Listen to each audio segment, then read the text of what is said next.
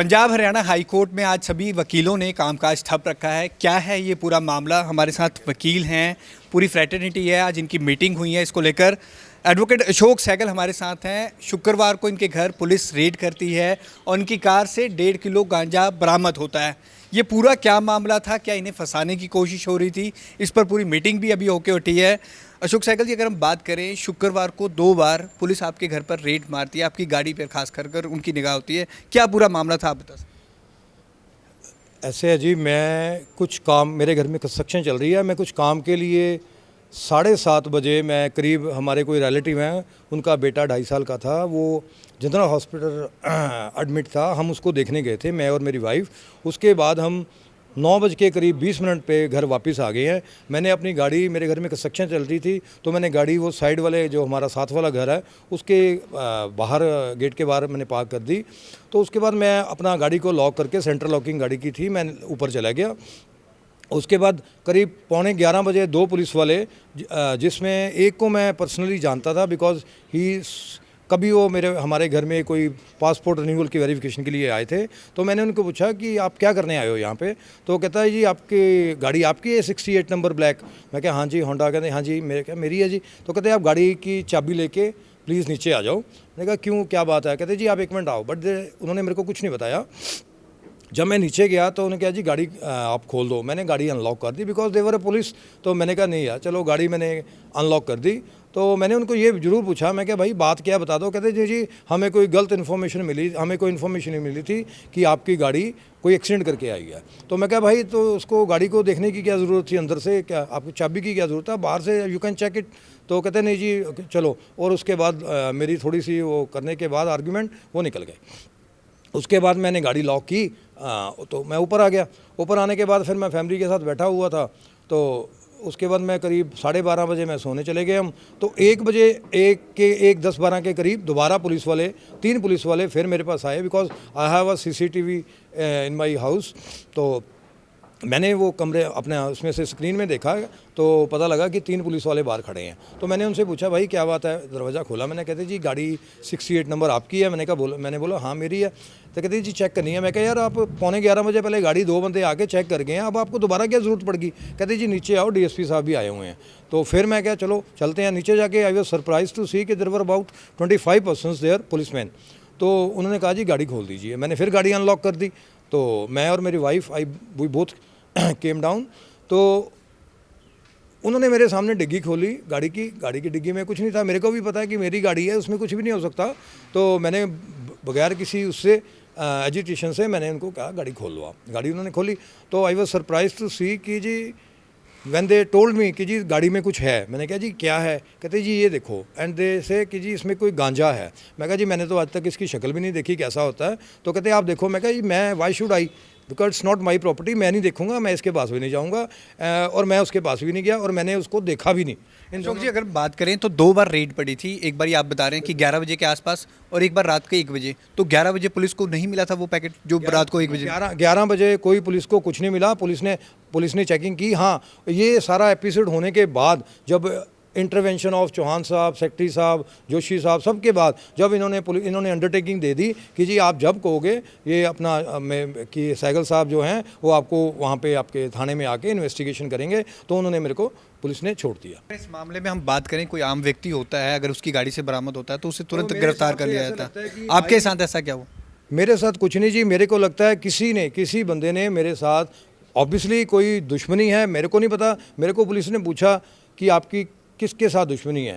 तो मेरा 32 साल का कैरियर है। मैं high court, Punjab and high court का मेंबर हूँ, यहाँ का मेंबर हूँ। मैं 32 साल से मैं लोगों के केसेस कर रहा हूँ। हाँ, सिविल केसेस हैं, मेरे क्रिमिनल केसेस नहीं है। But I fail to understand कि जी ऐसा बंदा कौन हो सकता है। अगर मैं किसी दूर की निगाह से भी कुछ करूँ, देखूं, तो अगर कोई 1-2 बंदे हो भी तो हाई को कैन आई पॉइंट आउट। आपको क्या लगता है ये प्लांट किसने किया था? और ये घर पे रखा गया था कि हाँ। जैसे यहाँ पर कह रहे थे सब पार्किंग में सब अपनी चाबियाँ छोड़ के जाते हैं वकील भाई, तो किस तरह से?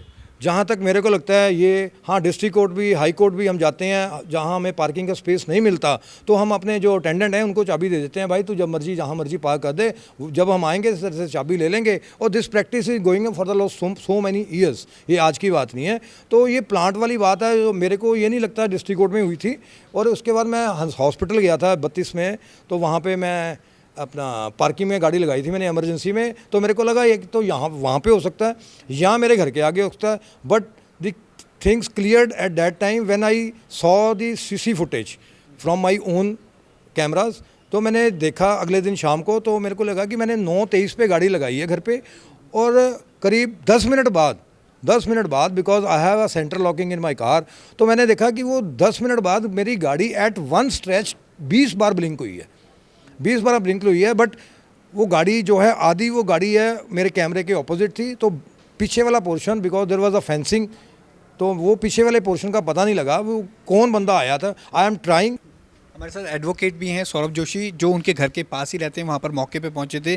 सौरभ जोशी जी, जब आपको ये सूचना मिली, आपके बिल्कुल घर के पड़ोस में ही रहते हैं अशोक सहगल जी, आप पहुँचे वहाँ पर, पुलिस का क्या रुख था और क्या लग क्या रहा था आपको? देखिए, कहानी तो सहगल साहब ने आपको सारी बताई भागवत जी। एक बात कहूँगा कि किस प्रकार से किसी की छवि को ख़राब करने के लिए कोई व्यक्ति किस मंशा तक और कहाँ तक गिर सकता है, वो ये केस नज़र आता है। This basically white collar crime. मैं वाइट कॉलर क्राइम क्यों बोल रहा हूँ? आप देखिए, व्यक्ति ने पेडलर से ये ड्रग्स लिए, NDPS का सामान लिया, और जो मुझे पुलिस ने बताया कि तकरीबन लाख 1.5 लाख का सामान है, और उसने उतना वेट का सामान लिया जिसमें कमर्शियल एक्टिविटी पे लगे और 10 साल की मिनिमम सज़ा इनको हो। आप देखिए, ये कौन है? ये आजकल जो हम वो सीरियल्स वगैरह देते रहते हैं, क्राइम वो आता रहता है, वो फिर वाइट कॉलर क्रिमिनल्स बन रहे हैं, और किसी से किसी की खुंदक है तो वो कैसे उतार रहे हैं। लेकिन आप देखिए, ये तो सहगल साहब थे, ये एक एडवोकेट थे, ये एक रिस्पेक्टेड मेंबर थे, और मेरे एरिया के एक रेजिडेंट भी हैं और मेरे बड़े भाई की तरह हैं। तो हम सब लोग रात के वक्त इकट्ठे हो गए। आप सोचिए, अगर एक जनरल पब्लिक के व्यक्ति के साथ किया जाता तो उसको अरेस्ट डलती? बिल्कुल डलती। और अरेस्ट डलने के बाद दाग परिवार पे लगता या नहीं लगता? तो ये कहानी सारी दाग की है कि किस प्रकार इनका कैरियर ख़राब किया जाए, और वो व्यक्ति किस हद तक गिरा है, वो आदमी, कि उसने सारी की सारी एक प्लानिंग की।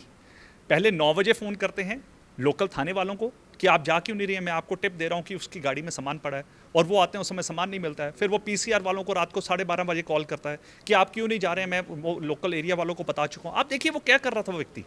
वो व्यक्ति किसी को फंसाने के लिए कहाँ तक गिर चुका था।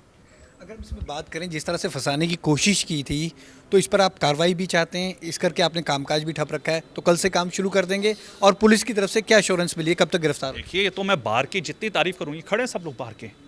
इन लोगों ने क्या किया, इन्होंने हाई कोर्ट बार को इन्वॉल्व कर लिया, वो भी स्ट्राइक पे है। पंजाब हरियाणा की सारी बार आज स्ट्राइक पे है। किस लिए?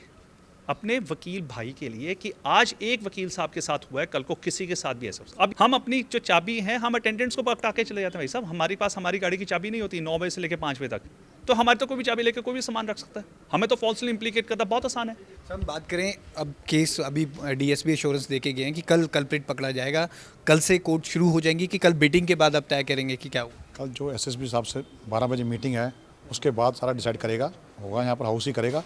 पर ये बात सब ही कह चुके बार बार, वो बात मैं भी रिपीट कर देता हूँ। चंडीगढ़ में मैं भी 32 साल से प्रैक्टिस कर रहा हूँ।